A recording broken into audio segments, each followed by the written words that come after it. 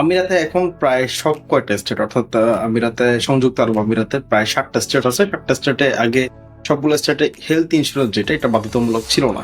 আমরা normally unemployment insurance অথবা অন্য ইন্স্যুরেন্সের সাথে খুব একটা পরিচিত, কিন্তু হেলথ ইন্স্যুরেন্স বাধ্যতামূলক।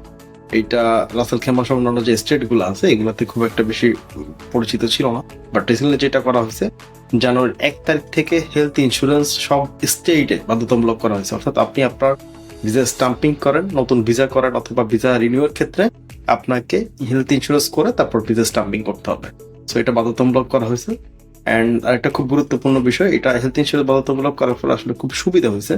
অর্থাৎ আমাদের লেবার যারা আছে বা শ্রমিক যারা আছে তারা অনেকে ম্যাক্সিমাম সময় শারীরিক নানান ধরনের জটিলতায় ভুগে। অনেক সময় দেখা গেছে এই ট্রিটমেন্টের প্রয়োজন হইলে এই ট্রিটমেন্টটা নিতে পারে না, বা নিতে গেলে নানান ধরনের সমস্যার সম্মুখীন হয় এখানকার যে মেডিকেল সিস্টেমে যে একটা ক্রিটিক্যাল ইস্যু থাকে ওইটা অনুযায়ী। সো সবচেয়ে ভালো হবে আমরা এই ইন্স্যুরেন্সটা হওয়ার পরে মোটামুটি মেডিকেল ট্রিটমেন্টের যে সমস্যাগুলো আছে এটা কিছুটা হইলেও দূর হবে। সো ধন্যবাদ সবাইকে, সালাম আলাইকুম।